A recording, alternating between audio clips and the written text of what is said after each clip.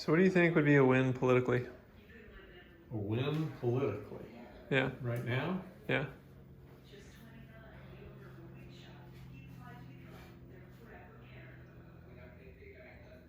Well, where are we on the Senate races? Are they They're pretty much down the line. down to Down the well? line. They got the count on the two Georgia races, right?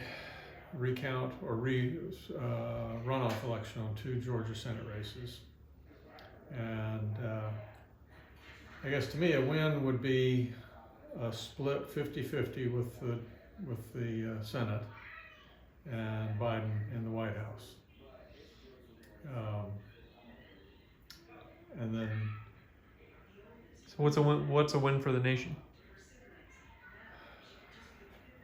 I think the most divided Congress we can possibly get, and Trump out of office, And why is a divided Congress a win?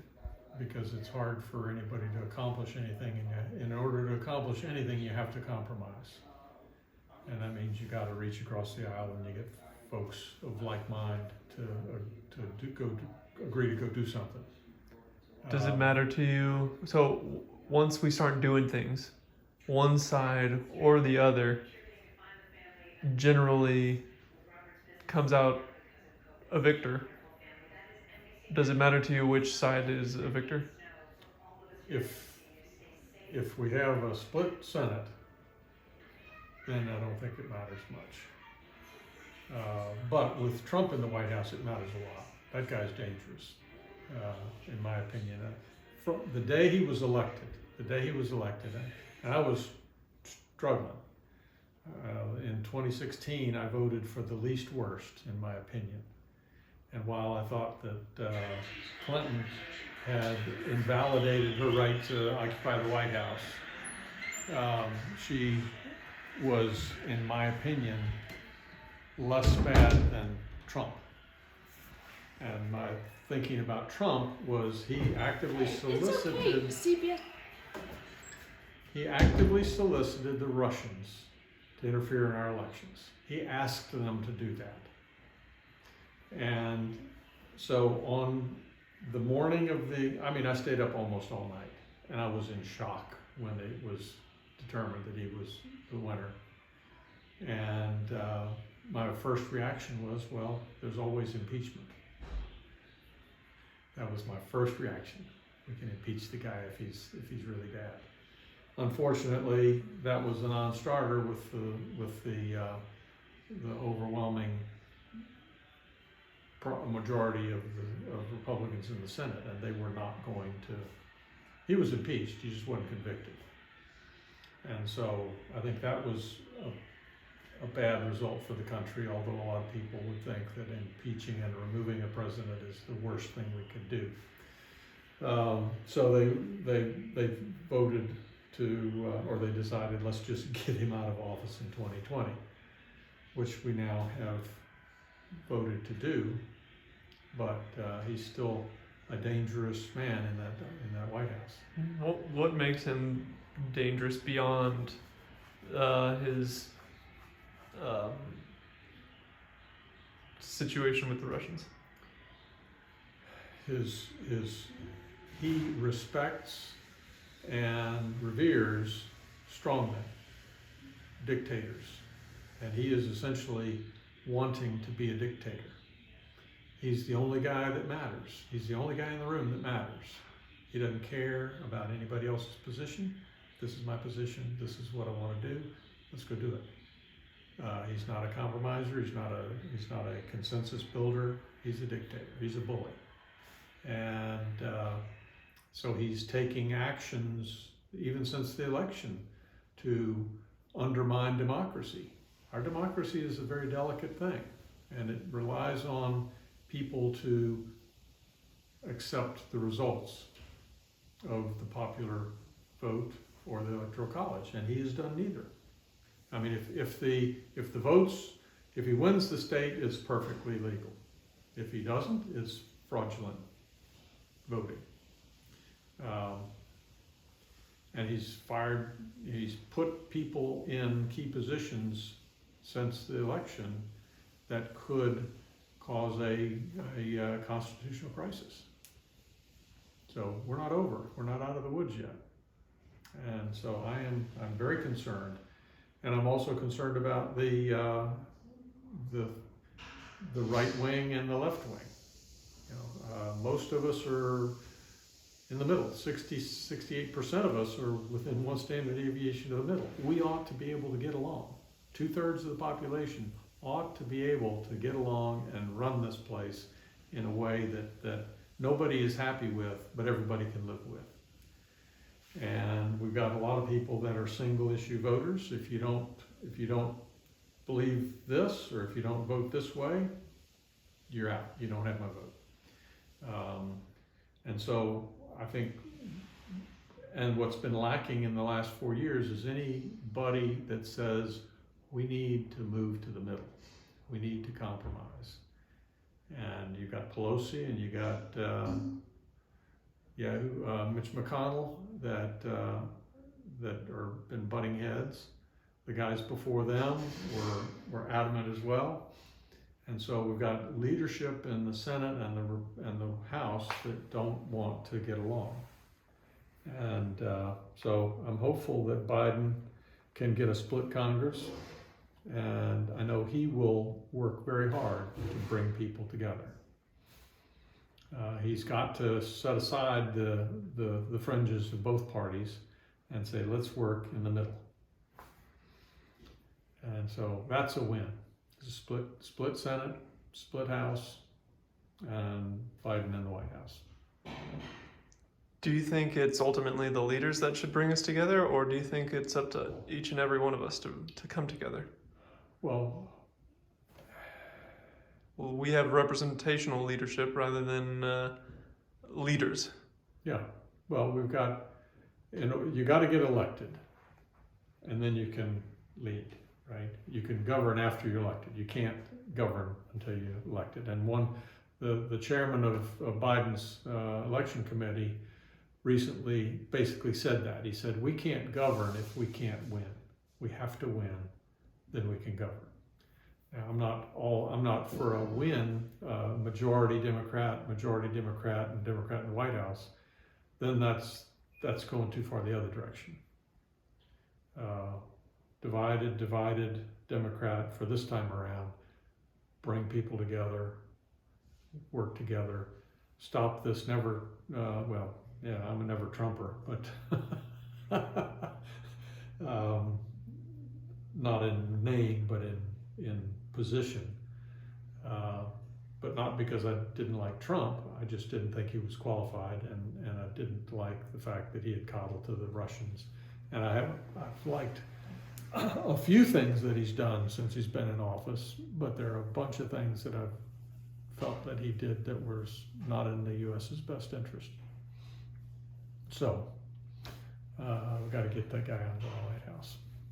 Got to. And it looks like the Senate's going to be very close to a split. I hope it is, and even 50-50. That would be ideal. Can you say why again you think that split is ideal? Well, because it makes compromise a requirement to get anything done. If you don't compromise, nothing happens. And Wall Street loves that. When you can't get anything done, you can't screw anything up, right? And so Wall Street likes stability, they like division, and so, but I think we need to make some moves. We need to take positions that are in your generation's and your kids' generation's best interest, not in our best interest. We need to step back, and we all share this globe, and we need to make it last. How do you do that? How do you make moves if you can't move with a divided Congress? Well, and if you got a guy in the White House that says, I want to get people together, and you're not going to get what you want, and you're not going to get what you want, let's get something that we can work with. Let's take a step. Maybe we won't go as far as I want to go, but we won't stop. with nothing. We'll do something that will move us in the right direction. Take little steps over time, and we make progress. We got some big problems to solve. You know, Huge problems to solve. How do you do that with baby steps? you got to take. That's the only option. The only way to take big steps is to win the whole thing and just take over. But when you win the whole thing, that puts a lot of leverage in the fringes. They can say, well, I'm not going to give you anything unless you give me what I want. And so that pulls it away from the middle. Now, if we need to make big steps, I guess the problem is they can say, I won't agree to this unless you agree to that.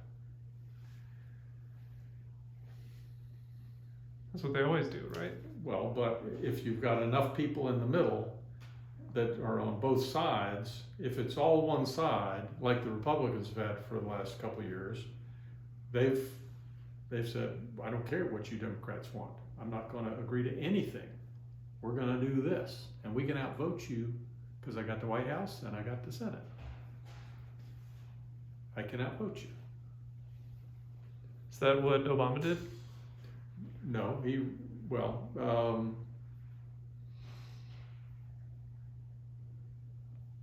no. Somewhat? No, because he didn't have the Senate and the House, and he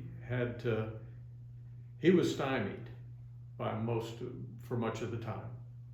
So Trump said, you were there and you didn't do anything. Well, when he was speaking about Biden, well, Biden was there, but he had a Republican Senate, and they weren't cooperating. And so it was, he did get he did in the first 2 years, I think he had, it's been too long since I've paid much attention to the news, but he was able to get his health care deal across the goal line. But most of his efforts beyond that were stymied. Wasn't his healthcare thing, in the way he did it, something that perhaps paved the way for Trump? It's possible. It's possible. But the other thing that paved the way for Trump was Clinton. Her email gate, whatever that was. In my opinion, up until I saw that Trump was rising in the ranks in the Republican side, I was going Republican because of Clinton. Why was that such a big issue for you? Because she lied about it, and she's Secretary of State. You don't do that. You just don't use. It's not your personal email. It's the government's email. It's the government's data. It's not your data. How do you feel about all of Trump's his kids being White House appointees and using their personal emails? Do you think it's not at all the same ballpark? I think it's exactly the same. It's exactly the same. I think he said he would release his taxes. He's not going to release his taxes. He's never going to release his taxes. The only way we're going to get New York his Times did taxes. that. What's that? New York Times did that. Maybe. But maybe not. I don't know if that was legit or not. I suppose it probably was legit. But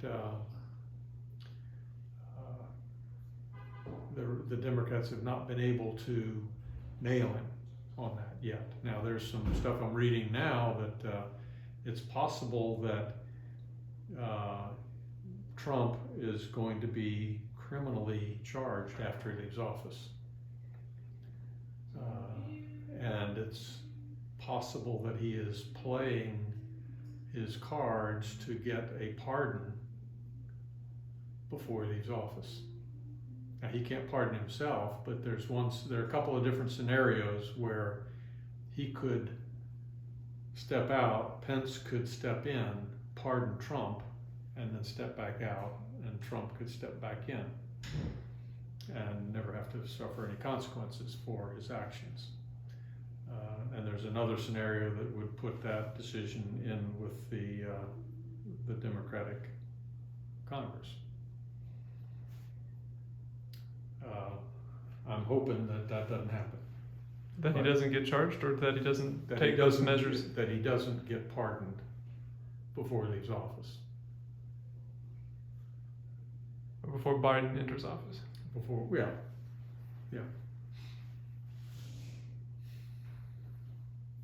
Why do you think it? Do you think there's any danger in it being a bad thing if he were criminally prosecuted? I think it would be a good thing if he were criminally prosecuted. I think he deserves it. How do you think his ardent followers would take it? Well, they would be livid. But crime is crime. You know, white crime needs to be punished. And, you know, Grandpa, my dad, told me protect both the fact and the perception of integrity. And we got a president who doesn't protect either. In fact, he fosters a lack of integrity. He thrives on it. Now, the one thing about Trump that I thought was possibly a good thing, he said, "I'm not going to tell my enemies what I'm going to do," and I agree with that. You don't tell your enemies what you're going to do. And so I think his position is, if I can't tell my enemies, I can't tell my friends either. So I'm not going to tell anybody. And I'm going to confuse the hell out of everything by lying about everything so that nobody can anticipate what I might do or why I might do it. But he's also got family members doing things they've got no business doing, no qualifications to do. And now they've got these people running around the country waving the flag for Trump, and I think they are enthralled because he's not a politician. And I don't know that they're thinking beyond that. Maybe they're a single issue voter, and well, he's anti-abortion, so I'm going to support him. Or he supports Jews, so I'm going to support him. Or he's a racist, so I'm going to support him. I don't know, he claims that he's not a racist, but all indications are he's quite a racist.